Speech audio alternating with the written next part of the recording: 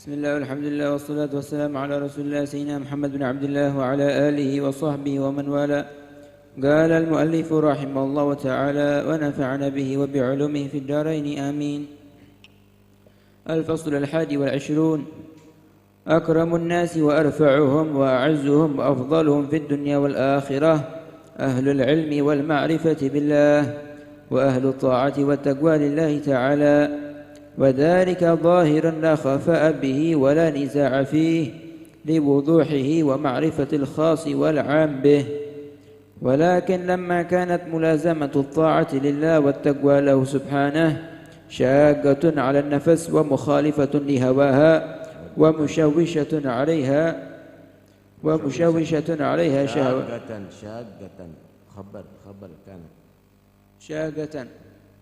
شاقة على النفس ومخالفة لهواها ومشوشة عليها شهواتها التي فيها حظها وقضاء أوطارها الفانية، أعرض أكثر الناس عن ملازمة الطاعة والتقوى، وإن كانوا يعرفون ويعلمون ما في الطاعة والتقوى من العز والشرف والكرامة والرفعة في الدنيا والآخرة، ومالوا إلى الشهوات واللذات بل إلى المحرمات والمخالفات لما فيها من ملاءمة النفس وحصول شهواتها، وإن كانوا يعرفون ويعلمون ما فيها من الذل والمهانة والضعف إيثارا لموافقة الطبع ورغبة في نيل الحظ العاجل الخسيس.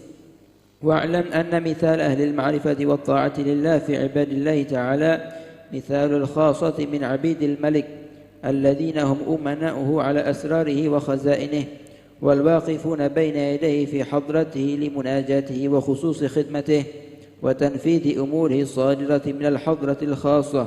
فمن يكون أعز وأكرم من هؤلاء العبيد الذين هم بهذه المنزلة من الملك ولله المثل الأعلى؟ وأما أهل الشهوات والغفلات والمخالفات فمثالهم من عباد الله تعالى مثال بعض عبيد الملك الذين يجعل إليهم سياسة الدواب وكناسة الأقدار وأشبه ذلك من الأعمال الخسيسة المستكثرة. فانظر فرق ما بين الفريقين واختر لنفسك الكون في خير الطائفتين، واعلم أنه لو لم يعد الله تعالى أهل المعرفة به والطاعة له والتقوى بما وعده من الكرامة في الدار الآخرة لكان ما أعطاهم في الدنيا من الشرف والرفعة والعز والجلالة عنده تعالى وعند عباده كافيا لهم ونهاية في جزائهم ومثوبتهم. كيف وقد وعدهم سبحانه في جنته ودار كرامته بما لا عين رأت ولا أذن سمعت ولا خطر على قلب بشر. وكذلك لو لم يتوعد الله سبحانه وتعالى المكبين على الشهوات المكبين على الشهوات والواقعين في المخالفات بما توعدهم به في الدار الآخرة من الحساب والحجاب والعقاب وأليم العذاب لكان ما يقاسون في الدنيا من الذلة والهوان والضعف كافيا لهم وغاية في جزائهم وعقابهم. فتأمل رحمك الله تعالى هذا الفصل وأحسن النظر فيه، والله الموفق. بسم الله والحمد لله والصلاة والسلام على رسول الله صلى الله عليه وعلى آله وصحبه ولا حول ولا قوة إلا بالله. Manusia yang paling mulia, manusia yang paling tinggi derajatnya, manusia yang paling afdal di dunia dan di akhirat adalah ahlul ilmi wal ma'rifah billah. Orang yang mempunyai ilmu, orang yang punya ma'rifah terhadap Allah Subhanahu wa taala. Kenal kepada Allah itu berarti bukan mengenal Allah sebagai bentuk, karena Allah bukan bentuk. Bentuk itu sifat makhluk. Kenal kepada Allah yaitu kenal asma Allah dengan sebenarnya dan kenal sifat-sifat Allah dengan sebenarnya.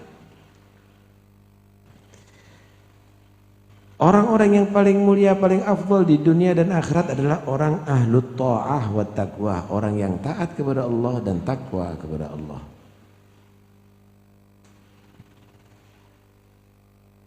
Takwa dan taat adalah bentuk pengamalan perintah Allah, baik ucapan, perbuatan atau niat, dan bentuk daripada meninggalkan larangan Allah, baik ucapan, perbuatan ataupun niat. Dan ini zahir, jelas, nggak ada samarnya, jelas dan sudah dikenal oleh orang khusus maupun orang umum. Kalau kita hadir hall, yang diceritakan memangnya pabriknya, yang diceritakan adalah kedudukannya di atas dunia. Oh, karena dia jenderal di Kholi begitu.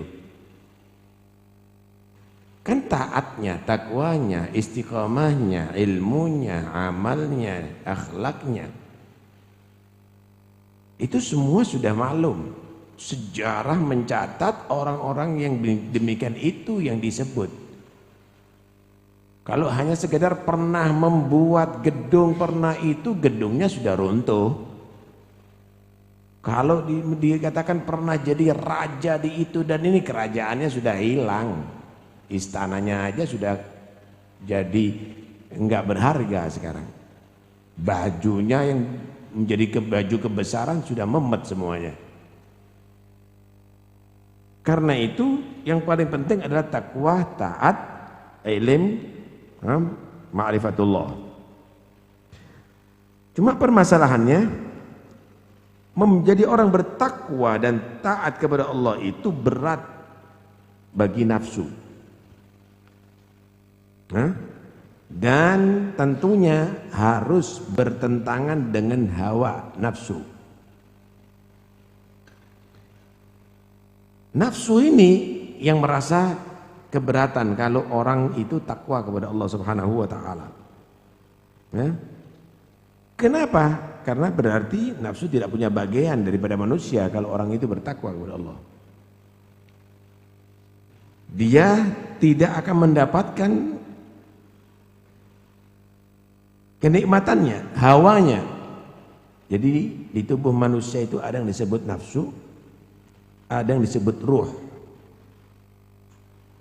Ruh itu akan menjadi kuat dengan perbuatan taat. Nafsu itu akan menjadi kuat dengan hawa nafsu atau syahwat, walaupun halal. Walaupun halal. Mana yang kuat, badan ngikuti. Kalau rohnya kuat karena taat, dzikir, ibadah kepada Allah, badan ngikuti, menikmati. Kalau nafsunya kuat, maka badan akan menikmati walaupun tidak bernilai. Contoh, main kartu. Kan seperti anak kecil. Umurnya sudah tua, sudah punya cucu. Main kartu sambil toletan lagi. Sambil jepitan lagi. Padahal punya cucu ini. Ini satu hal yang tidak bernilai, tidak berharga. Tapi karena nafsu itu kuat, maka dia menikmati badan ini. Kadang-kadang sampai subuh. Tapi ada sebagian orang tidak, rohnya yang kuat. Dia ibadah, baca Quran, khatam Quran pada malam hari, semalam suntuk kadang-kadang.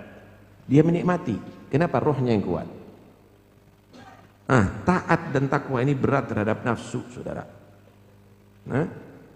Karena itu akhirnya lebih condong orang tidak ketaat kepada Allah Subhanahu wa taala. Padahal dalam taat kepada Allah ada di situ kemuliaan, karamah, ada diangkat derajatnya dunia sampai akhirat. Disinilah kesalahan daripada manusia karena dia berpihak kepada nafsu, bahkan kadang-kadang terseret dari yang halal sampai ke yang haram perbuatannya, melanggar ajaran syariat. Bahkan dia menikmati itu semuanya. Padahal itu perbuatan hina dan tahu loh ini. Dia tahu ini tidak bermanfaat. Bahkan ini adalah satu perbuatan yang sangat tercela. Kenapa? Karena muwafaqatit tabak, karena mengikuti watak nafsu tadi itu. Dan dia lebih condong memilih yang kontan daripada yang akan datang. Ini kebodohan, bodoh sebetulnya. Kenapa kita bisa mengeluarkan banyak duit untuk kulak barang? Karena kita berpikir masa depan kita akan beruntung besar. Seharusnya juga begitu kita. Kita harus bersusah payah di dunia. Kenapa? Berpikir nanti di akhirat kita akan menjadi orang yang banyak beruntung dengan pahala dan surga. Itu orang berakal.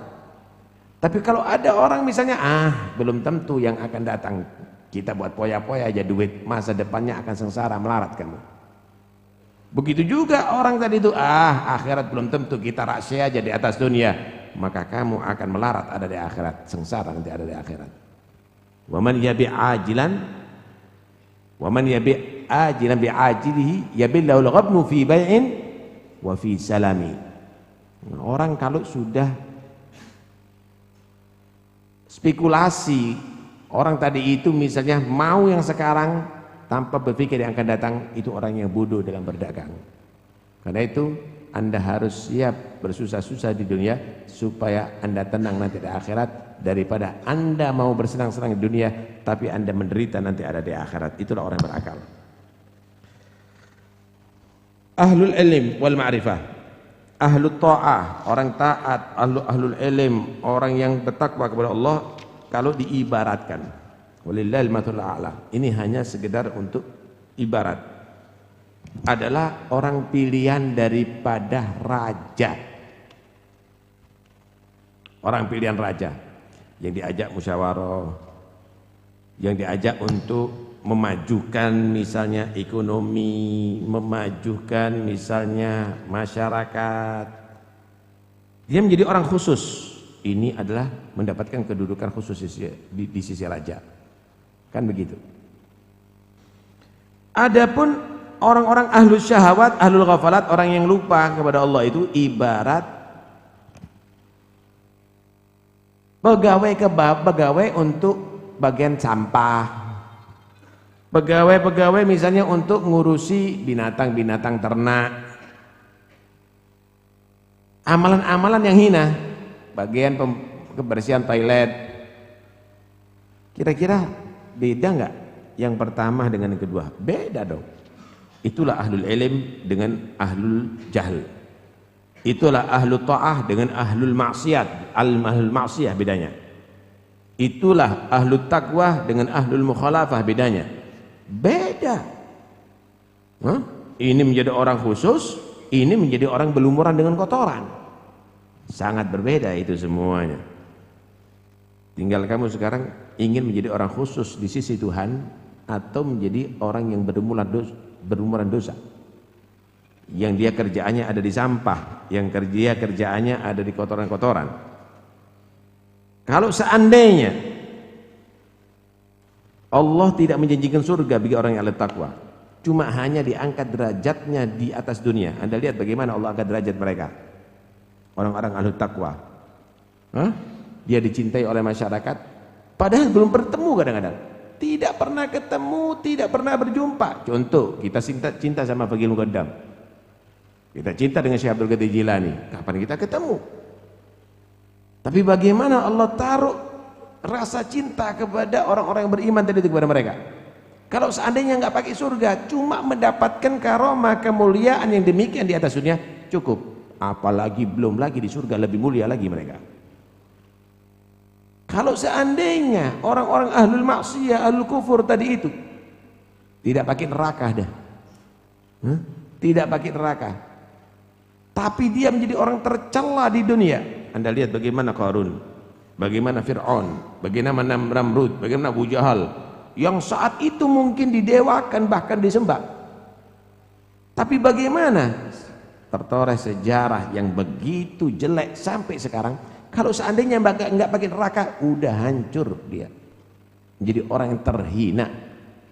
Bagaimana kerusakan yang dibuat, bagaimana keboliman yang dilakukan, bagaimana dan bagaimana dan bagaimana. Karena itu jangan kamu ternyata setelah mati dikenang bukan taatnya kamu, bukan takwanya kamu, bukan ilmunya kamu, tapi yang dikenal adalah kebohongan kamu, keboliman kamu, pemalsuan kamu, kemaksiatan kamu di sisi Allah SWT. Maka tidak ada satupun anak turunan kamu yang akan bangga dengan kamu.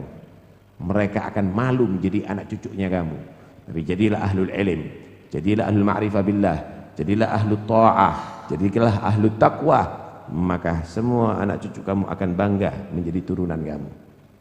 Mudah-mudahan insya Allah fasal ini betul-betul kita ingat setiap saatnya, sehingga kita jangan yang penting puas, yang penting senang, tapi ukur semuanya apakah itu adalah takwa, taat, ilm, ma'rifah, sehingga kita bukan menjadi orang-orang yang bodoh di atas dunia ini. Naam, dunia silahkan Anda boleh mengambil, tapi Anda tidak akan mendapatkan kecuali sesuai yang ditakdir oleh Allah Subhanahu wa ta'ala. Tahukah Anda boleh mengambil ikan yang ada di laut, silahkan, Allah ciptakan untuk Anda. Anda boleh mengambil kayu yang ada di hutan, silahkan, itu Allah ciptakan untuk Anda. Anda boleh mengambil gas yang ada di dalam bumi, itu Allah ciptakan untuk Anda. Binatang yang Anda nikmati dagingnya, yang Anda nikmati tunggangannya, silakan, memang Allah ciptakan untuk Anda, silakan. Tapi apa nilai itu semuanya kalau hanya perut kamu isinya satu piring? Kalau hanya kebutuhan kamu hanya sekedar itu, apa nilai itu semuanya? Kalau tidak kamu gunakan untuk manfaat, kalau tidak kamu gunakan untuk taat, kalau kamu tidak gunakan untuk takwa kepada Allah Subhanahu wa ta'ala, apa nilai itu semuanya ya ikhwani? Karena itu enggak akan habis. Karena Allah menciptakan untuk manusia sampai hari kiamat baru hancur. Enggak akan habis. Dengan alat model apapun enggak akan habis. Ya, ada kerusakan, tapi tidak akan habis. Kenapa? Semenjak ada manusia, bumi Allah ciptakan untuk menyediakan kebutuhan manusia. Karena itu jadikan itu perbuatan taat kepada Allah, takwa kepada Allah, dan itu semuanya pasti akan berpindah hak. Ente di sini tidak punya hak hakiki, semuanya hak pakai. Rumahnya kamu hak pakai. Kenapa? Kalau sudah mati rumah orang lain. Kendaraan kamu hak pakai. Kalau sudah mati kendaraan orang lain. Duit kamu itu hak pakai. Kalau sudah mati milik orang lain. Nggak ada punya hak hakiki. Yang punya hak hakiki adalah Allah Subhanahu wa ta'ala. Mudah-mudahan Allah beri kesadaran kepada kita supaya tidak tertipu hidup di atas dunia ini. Ya Allah.